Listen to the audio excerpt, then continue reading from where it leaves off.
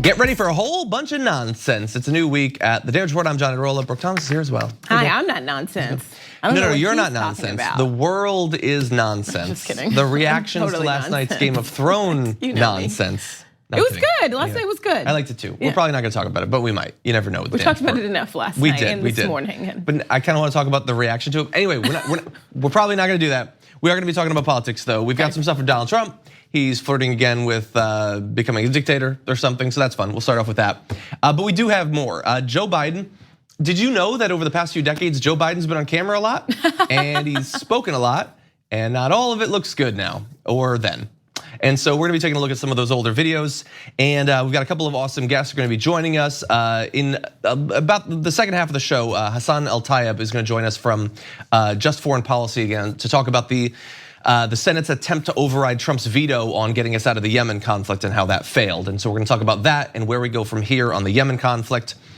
Chris Matthews tries to be folksy with a guest, and that goes about as well as you would expect. So lots of fun to get to. We're gonna jump right into it. Donald Trump, not too long ago, was saying that the Mueller report was awesome, total exoneration, except the part where it says it's not an exoneration.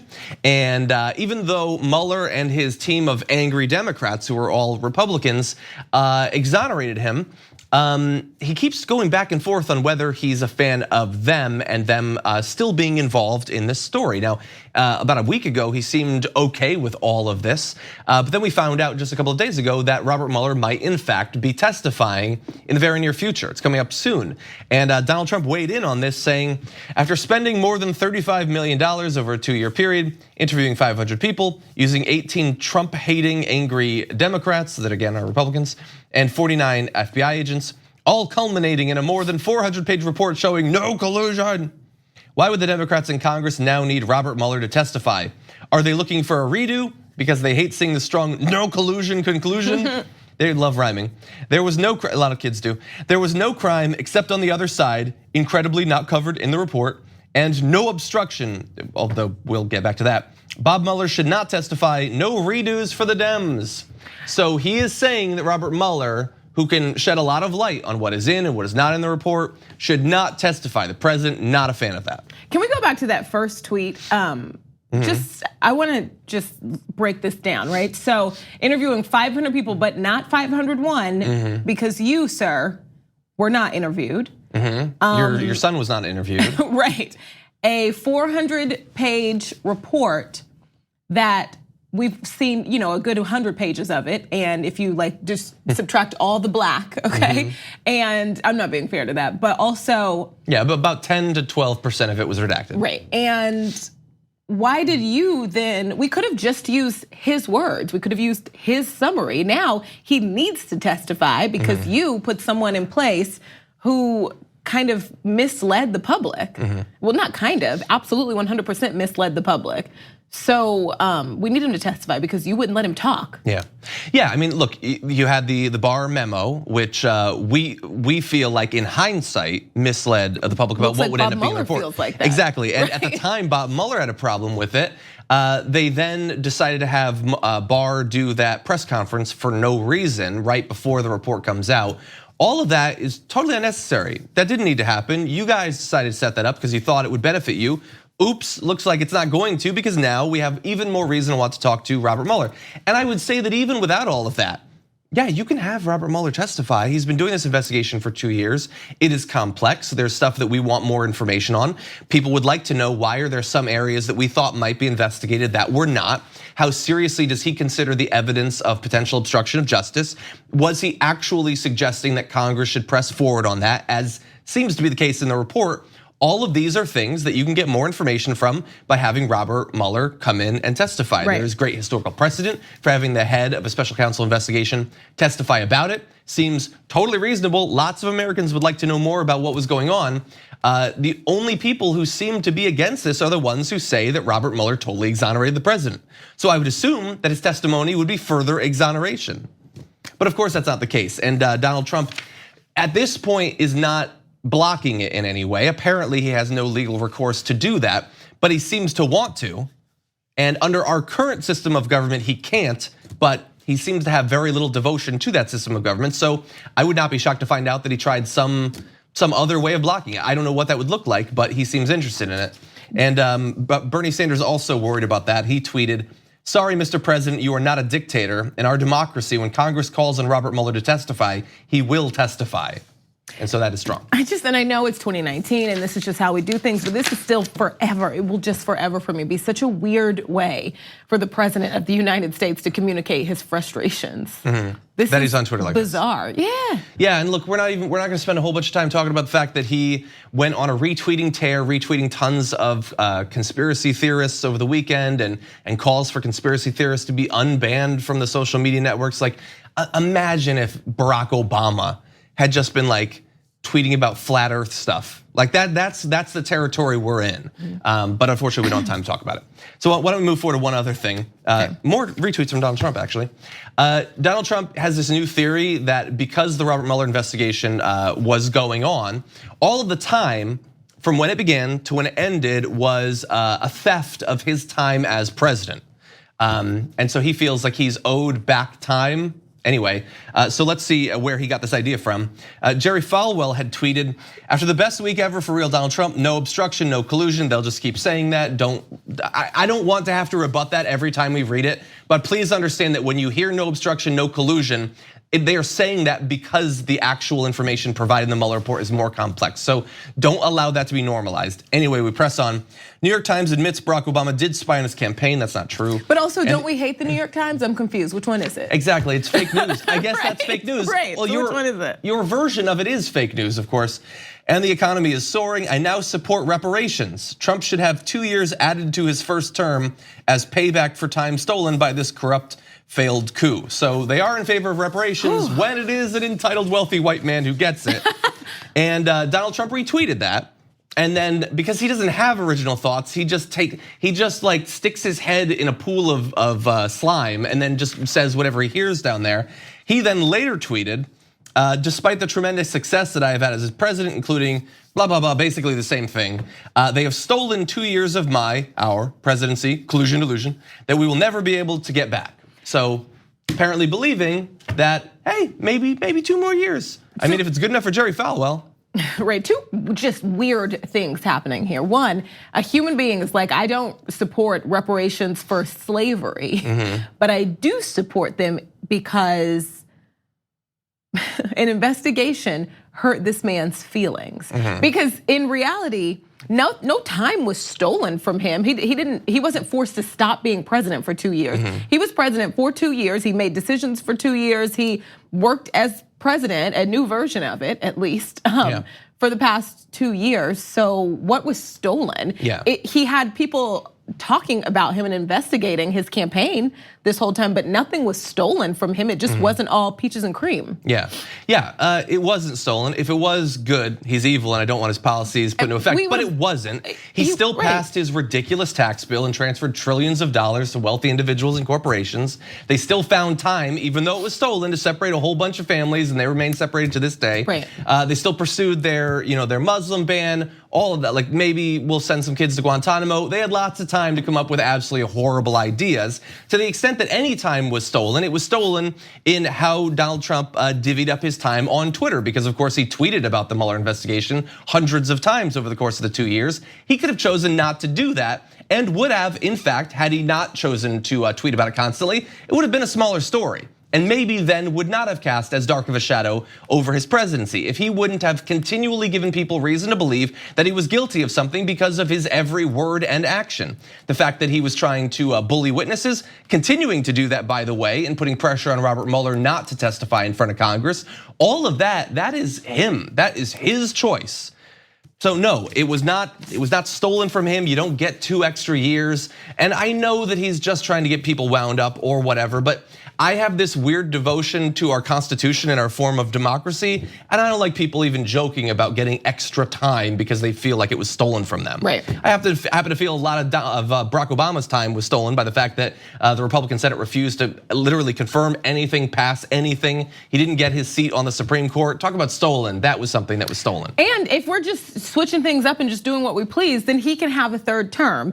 And all of you wonderful, well, I voted for Obama people, then you can do it again. Okay, we'll see about that. Right. I don't think that's gonna happen. Anyway, we are gonna take a short break. When we come back, lots more to get to.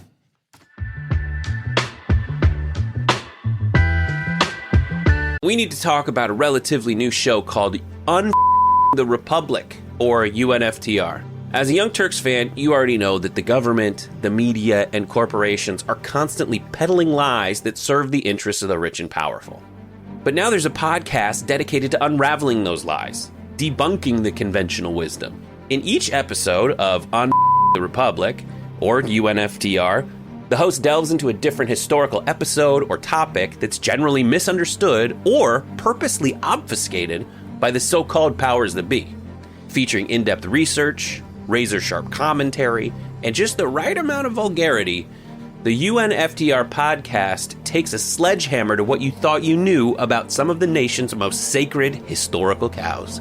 But don't just take my word for it. The New York Times described UNFTR as consistently compelling and educational, aiming to challenge conventional wisdom and upend the historical narratives that were taught in school.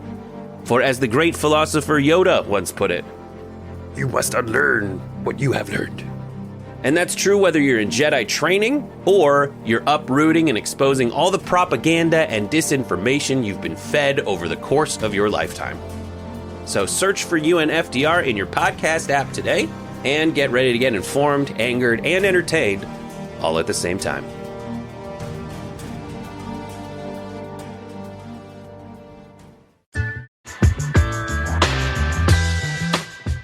Welcome back to the show, everyone. Lots going on domestically, and joining us now to break down some of these big topics, Erin Ryan, host of Hysteria on Crooked Media.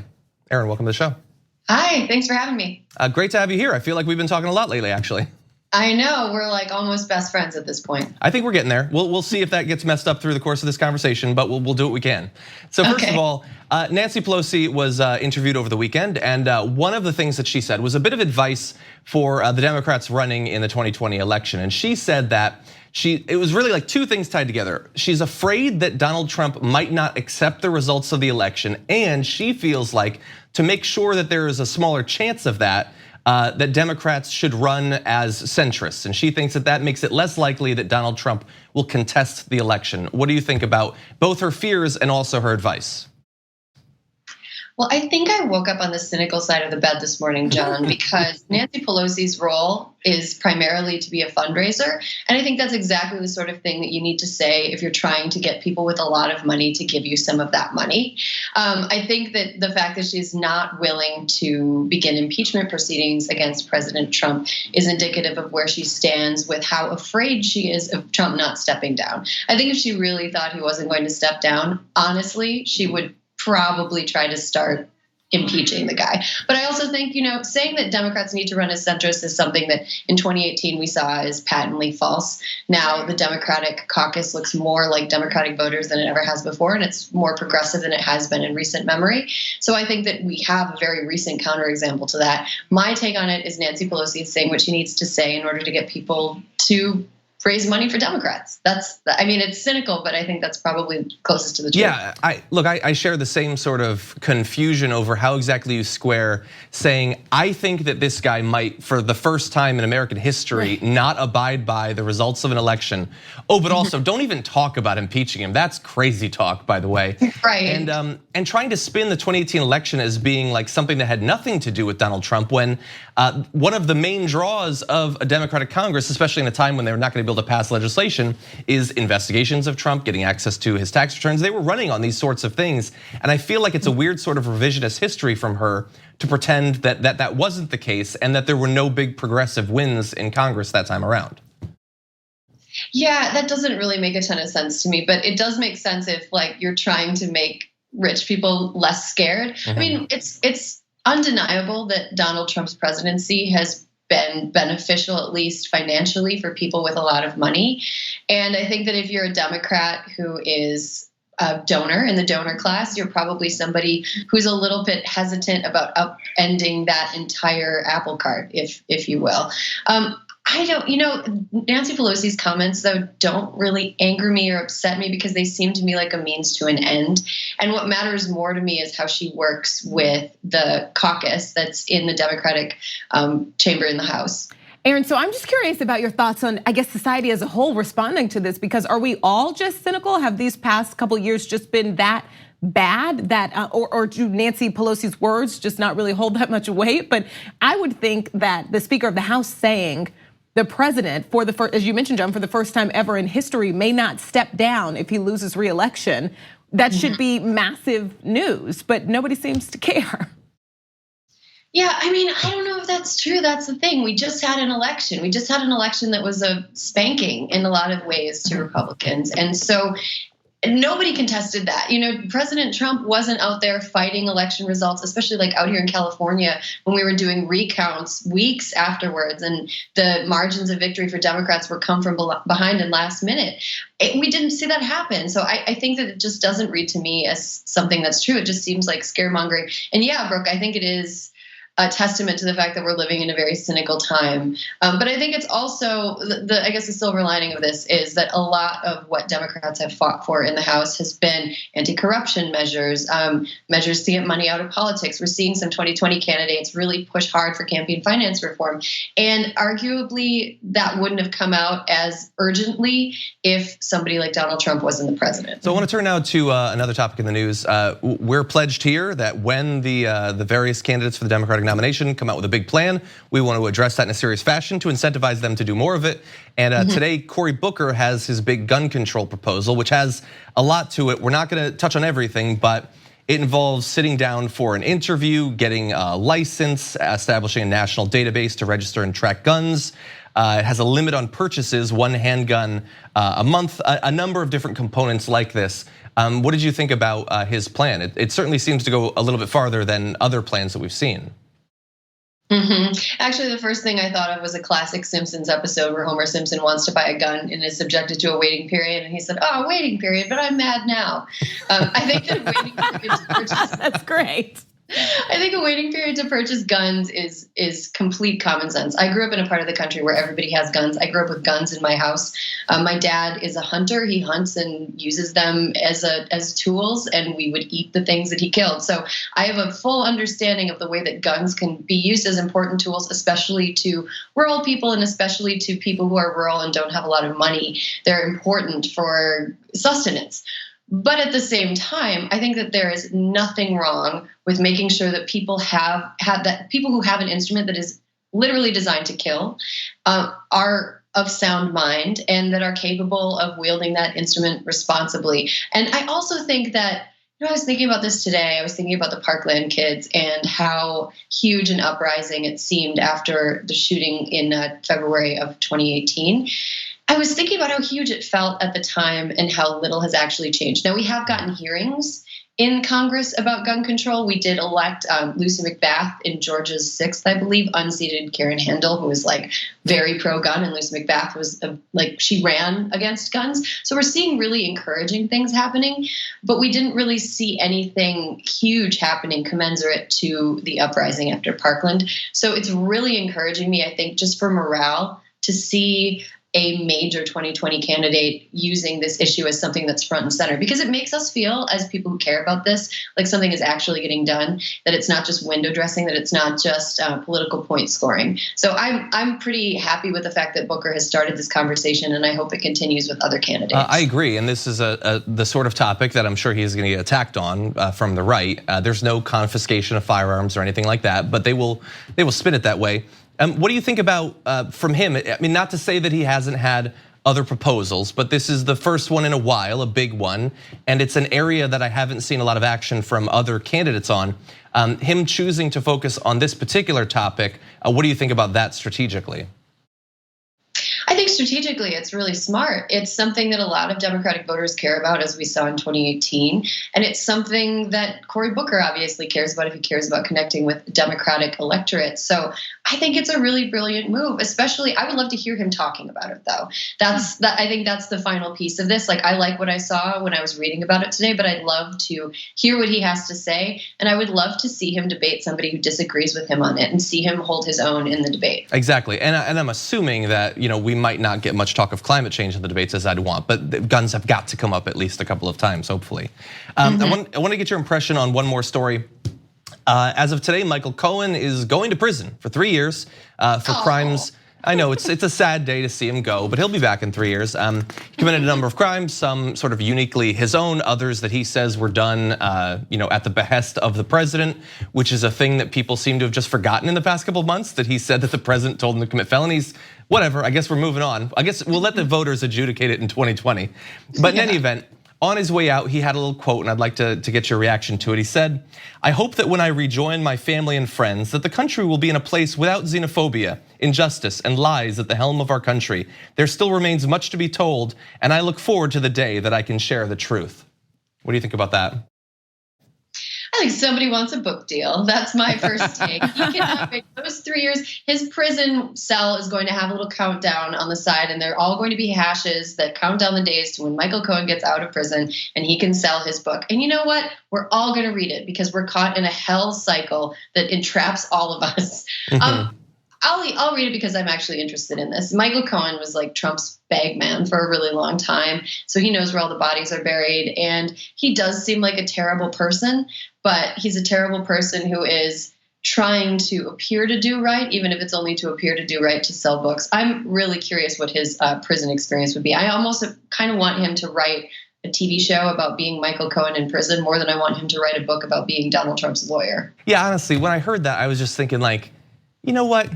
Even if you know where some bodies are buried, shut up. I'm done with you. You had so many opportunities. Like right, you've sat with Mueller, you've talked to Southern District, like you knew that you were gonna go to prison, and then you said, well, maybe now I'll say something. And even then you testified before Congress. And at this point, if we have to work this hard to drag it out of you, I don't even think it's worth it. I don't actually mean still wasn't 100% forthcoming. I don't want to hear anything he has to say about positivity in the future. Right. I think he's a guy who's seen too many gangster movies and has spent his life trying to act like a gangster movie, and he's just doing such a bad job of it. And it is tiresome. Very much so. Yeah. Anyway, well, we're gonna get a reprieve of a couple of years from having to deal with him. But don't relax. You still got Don Jr. on the outside. So that's fun. Oh, I hope for not long. I would love to see him go to jail. That'd be great. Fingers crossed. Erin Ryan, host of Hysteria, thank you for joining us. Hopefully we'll talk again soon. Yeah, thanks. We're gonna take a short break. We come back, some old videos of Joe Biden have resurfaced and they do not look great. We'll break those down after this.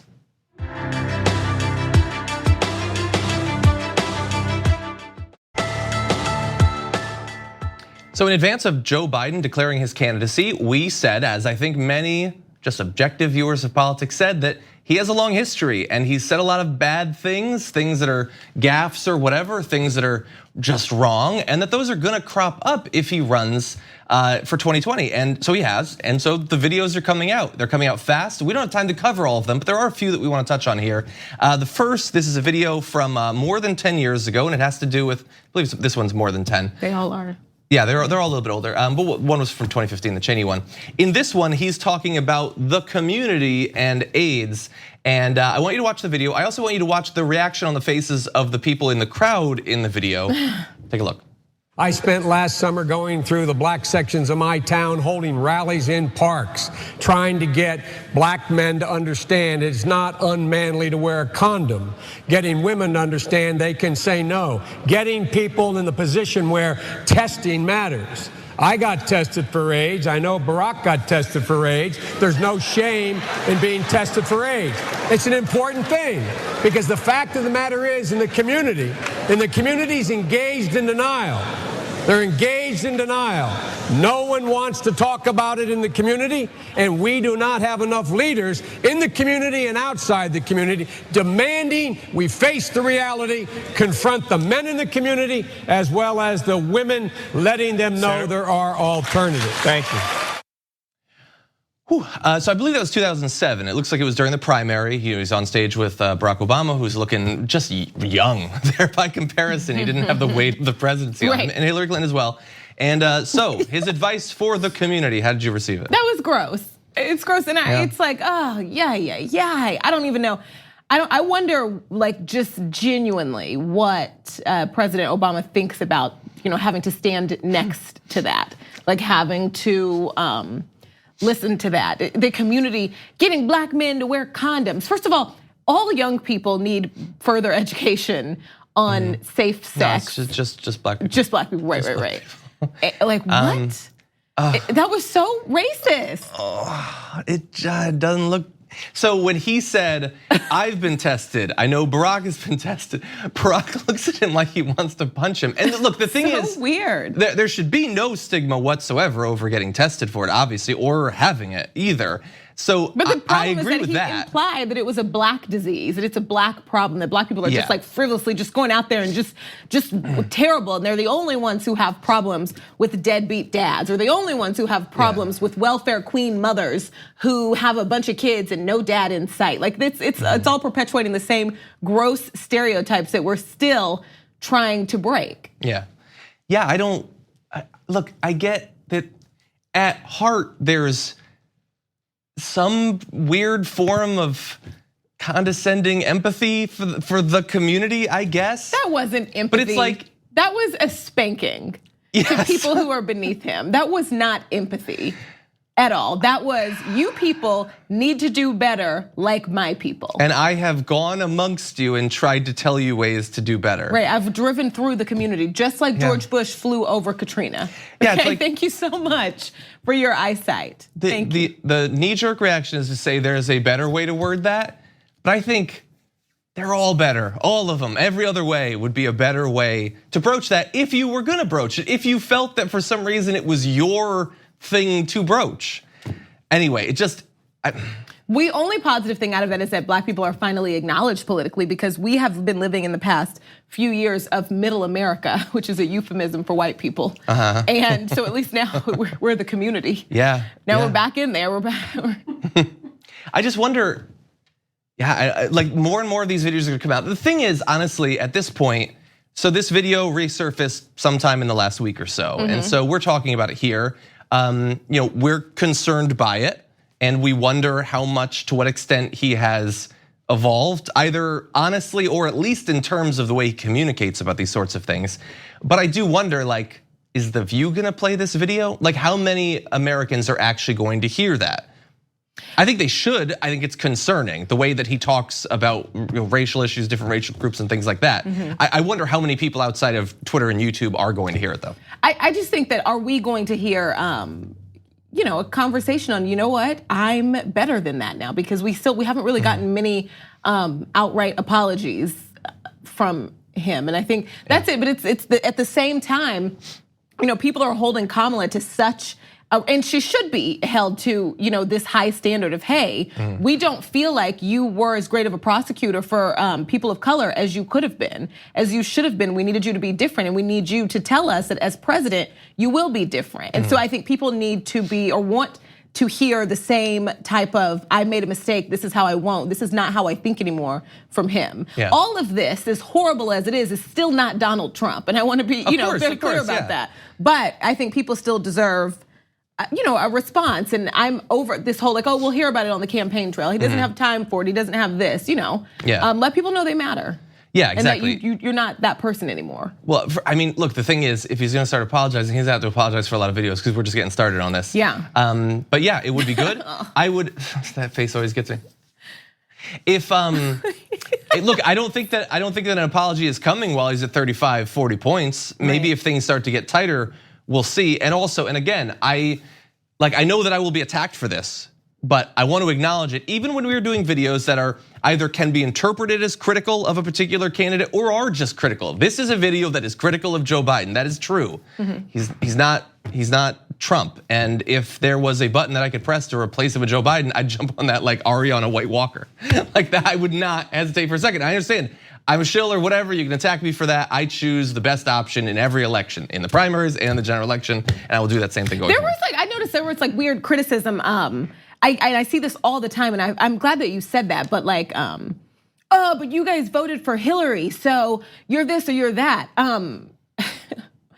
That actually was the best choice in the general election. I think you are a terrible person if you didn't vote, or if you voted the other way instead of voting for her. That's just my opinion. These were the options laid out. Look, I get that it's complicated, but not. I don't regret my vote at all. And my vote was the same as Bernie Sanders voted that way, and AOC voted that way, and literally every one of the strongest progressives in this country voted that way. So I will not apologize for that even for 1 second. You shouldn't. And we'll do it again. It's not difficult, and it's not complicated. It's like, get over yourself. That's what the primaries are for. Everybody gets to spread out, have tried their hardest to get their best candidate out of 6,000, thanks to the Democrats now. Yeah. Looking at you, Howard Schultz, but I forgot about Howard Schultz. You reminded me. I went into this week not thinking about it. Sorry, but when there's two, I mean, come on. Okay. Well, I guess there were four. So we're gonna end just a little bit early. We have another video. Hopefully we can get to it at the end of the show. But anyway, we're gonna take a short break. When we come back, I guess the opposite of progress on getting the US out of the conflict in Yemen. But there are some paths forward, and we'll break those down after this.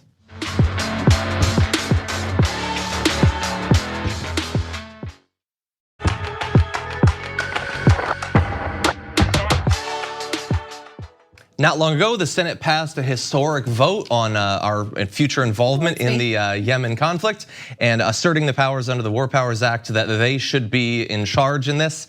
And Donald Trump, of course, vetoed it. So last week, they attempted to override the veto, which unfortunately failed, 53-45. Joining us now to break down that vote and where we go from here, co-director of Just Foreign Policy, Hassan El-Tayyab. Welcome back to the Damage Report. Hey, thanks, John. Good to have you here. So I'm assuming that you were not surprised, unfortunately, by the result of that override attempt. No, the Trump administration indicated that that's what they were going to do. So, we may have lost this vote, but I'd argue that we still have all the momentum here. We've got bipartisan majorities in both chambers of Congress that want to end this war, and they actually still have several ways they can do that. For starters, Bernie Sanders actually threatened to use the War Powers Resolution again if need be, just shortly after that override vote that you mentioned. Some are even arguing that he use a concurrent resolution next time, which could pass with a simple majority and become law without even a presidential signature. So that's on the table. The other vehicle that they have a few other vehicles, but the next one I'm going to talk about is the National Defense Authorization Act. They can actually vote this summer in just a few months to defund every part of our involvement in the Saudi-led war in Yemen. We could end logistical assistance through that, mid-air refueling, targeting. We could actually stop arms sales through that vote, and even end, small repair parts to their munitions that we send them. Finally, I actually wanted to bring this up too. There's the possibility of legal action. As I've mentioned to you before, Congress has the power to declare war under Article 1, Section 8, and some legal experts even want Congress to file a lawsuit against the Trump administration. So there's a lot of discussion about that right now. So the passing of SJ Res 7 was the first time since 1973 that both chambers actually voted on War Powers Resolution. And if Congress doesn't go to court and doesn't file doesn't pursue this legal path, there's actually some dangerous precedent that could be set for future administrations just to continue to wage unlawful war without authorization. But if Congress does bring a lawsuit up, they can actually win by invoking the 1952 case Steele seizure.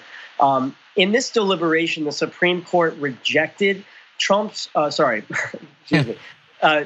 Supreme Court rejected Harry Truman's assertion of unilateral power to basically seize steel mills during the Korean War.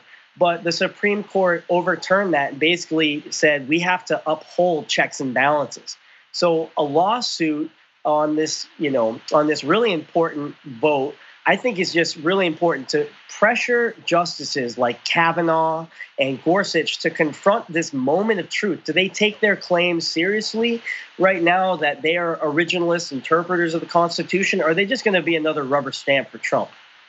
Well, look, I share your concern about the precedent that's being set, and I do think that trying to take this to the Supreme Court might be a good path, because I am worried that there's not a lot of areas where Donald Trump has had to exercise the veto, obviously, the construction of the wall and this so far.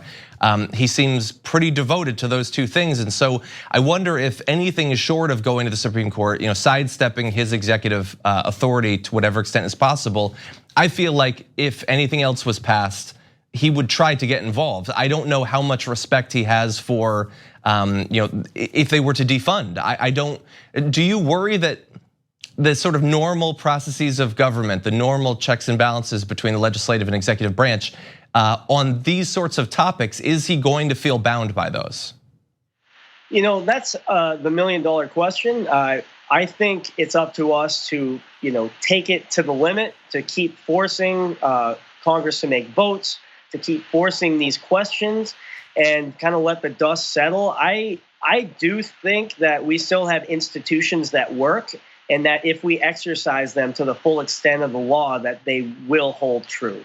Now, I hope I'm not naive on that point, but I think we got to keep pushing, keep using this momentum that we have, and force his hand.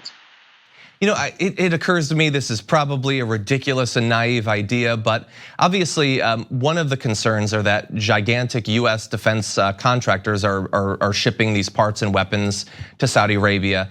Has there been any thought given, is there any chance that any sort of popular pressure on the corporations themselves might have any chance of modifying their behavior? If we, even concurrently with efforts inside of DC, inside of government to affect this conflict, that perhaps by putting pressure on these corporations, is there any chance that could be helpful? Absolutely. So there is a whole divestment campaign that in the wake of this past vote, there's a lot of the activist group that I'm in coalition with that have been talking about this very thing, about targeting universities that get funding from Saudi and the UAE, targeting hospitals, and just trying to really, make a statement here and put as much pressure as we can. I know their Massachusetts Peace Action, they've been doing a lot of rallies, working with student groups around MIT, putting pressure there. So I absolutely think that's got to be part of our response to this veto override failure. And I have one more question for you. So as this is going on, as we're having this back and forth inside of the US, inside of Yemen, are there any major developments that give you hope that there could be some sort of natural or unnatural resolution of the conflict? Are there any signs giving you hope? I know that there had been peace talks just a handful of months ago. What is the situation like inside of Yemen and Saudi Arabia? So the humanitarian crisis continues to get worse, unfortunately. I hate to be the bearer of that news. Since the start of the rainy season, there's been an uptick in cholera. We've got about 1.3 million cases of cholera there, 10,000 new cases each week. As far as the peace talks go, now, December 13th, the original passage of the War Powers Act and the December 13th vote that the Senate made on SJ Res 54, that led to that first ceasefire that you mentioned. That actually has held. It's been fragile. There have been violations on both sides, mostly on the Saudi coalition side, but it has held and it has protected the port of Hodeidah, which from a lot of airstrikes, which would be devastating. I mean, that's the main lifeline for Yemen, for so much of the aid that gets into the country. So that's good. We want to build on that. So there have been a few other breakthroughs. I think just a few weeks ago, they actually agreed to redeploy forces. So now that the troops that are in Hodeidah, they want to move them out. We don't have a timeline just yet. So that's kind of where we're at now. It's been a slow, shaky, fragile process. We have seen forward progress. But I think it's really critical that Congress continue to put pressure, because that's when we've seen the breakthroughs happen. And this National Defense Authorization Act vote is so key. I can't stress that enough. Yeah. Hassan El-Tayyab, co-director of Just Foreign Policy, thank you again for joining us. Thank you so much. We're gonna take a short break here. When we come back, Chris Matthews talked after this.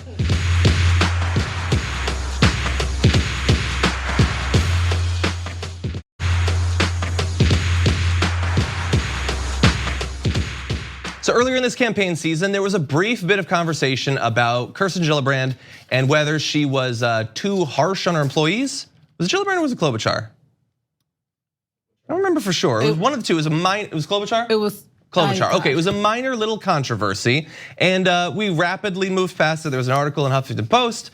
Apparently cropped up again. So Chris Matthews is talking about whether some of the presidential candidates are too harsh on their employees, and look at the way he decided to spin that particular point. My one question to you is, was it like that working for other politicians? You've worked for politicians. I've definitely worked for politicians. They all insist on slavery? Come on, you're talking to a woman of color here, right? No, I'm serious. Nothing compares some to what bosses happens are to my notoriously ancestors, bad to people, and they do humiliate their people. I mean, bad to people, humiliate people, it's still very short of slavery. But yes, there have been some bad bosses out there, but nothing to the degree of what we see happening in the Trump administration, where he is actually creating this web where people get entrenched in it and can't find a way out. But honestly, there is a reality that there are some people who are in his administration who completely feel fine doing his bidding because they believe in what he's doing. Lyndon Johnson was an awful man to us. He did treat them like slaves, and the fact is, we didn't hear about it till later. We're only laughing because it's laughing through the pain, okay? This is so ridiculous. He tripled down. Like he was like, I'm gonna completely ignore what she's saying, talk over her a little bit, and then when she stops talking, I'm gonna make sure it's very clear that I am comparing a mean politician to putting someone in chains, forcing them to work for free, raping them, beating them, murdering them. Yeah. So he says his idea, he's like, it's like slavery. You start talking, I quickly cut in, no, it's like slavery. And then like, okay, I'll let you talk.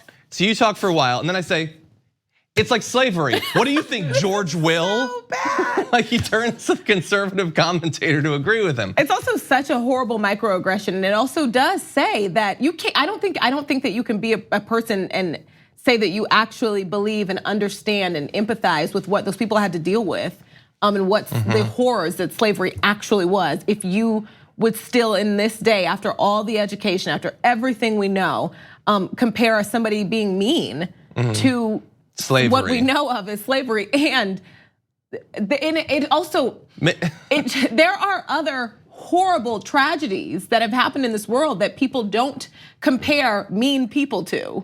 Do you know? And for a reason. What if he just tries to like look into whoever he's talking to, their past, and make it something they'd understand. Like for me, he'd be like, it's like when the Gauls sacked Rome, huh? What about that? You Irish? It's like a diseased potato, isn't it? Huh? Okay. Huh? That's how bad this boss is. Maybe he's just really interested in people's personal histories. No, I think that America has a history of minimizing slavery. I agree. Okay. I think that's probably what it actually is. But it is more like a diseased potato. Probably. There was a terrible, not making light of the potato famine. Kidding. Yeah. How it's amazing that he survived as long as he has. It's like so offensive. Like people talk so about horrible. Joe Biden's gaffes. Chris Matthews is a gaffe machine. You get to put those two together. Can't wait for Can't wait for the rest of this election season. Yeah, I mean, although he did, I love that people have like forgotten about this, but he did have one of the greatest moments of the last election cycle when he got Donald Trump to admit that he wants women to be punished for having abortions. Oh, that's right. It didn't matter in hindsight. There should be some form of punishment. Yeah, there should be. He's still our president, so that's great. But anyway, good work there. Yeah, just don't bring up slavery in a casual context to make it folksy. And when you bring it up, and a person who I would say has the moral authority to decide whether it's appropriate or not says that it's not, move on. Move on. I make comparisons to Game of Thrones because that's a little bit safe, I guess. Yeah, take a third grade class. I don't know, just take a class. Maybe don't read our textbooks because they're missing a few things. In that particular time in history, yes. Yeah, anyway, Chris Matthews. Start over, Chris. Yeah. But Juanita Tolver, campaign director for Center for American Progress Action Fund, who was in that video, handled it as well as, I mean, like, it sucks that you just have to deal with that sort of thing. It does, you have to casually. They put you in such an uncomfortable position. What's she supposed to do? What is she supposed to do, exactly? Yeah. What is she supposed to do? She's supposed to get in an argument with him, like while he's just doubling down on it and just no. Is she supposed to educate him in the moment? Because that's totally her responsibility and will totally result in her being asked back on the show. Right. Yeah, it's rough. Anyway, that's all the time we have. We have like a minute left, I guess. Can we do some Hostmates cheating? Do we have time for that? Okay, but you never give me time to think of anything. Well, it's your life because I feel like you should need to. Okay, well, you think of something super fast. I don't have time. Okay, great. Okay. Well, I will just say, this is gonna make it a video, I feel safe doing this. People have been hypercritical of last night's Game of Thrones episode. Okay. And I think for all the wrong reasons. People are like, they're trying to make Daenerys out to be a villain. Where did that come from? Have you been watching the show? That's been a concern for multiple seasons. You may not like it, I may not like it, but you can't say it didn't come from anywhere. Anyway, that's the thing about today's news that gets me the most angry. Anyway, thank you, as always, for being here on a Monday. Thank you, everybody, for watching. We'll see you tomorrow morning.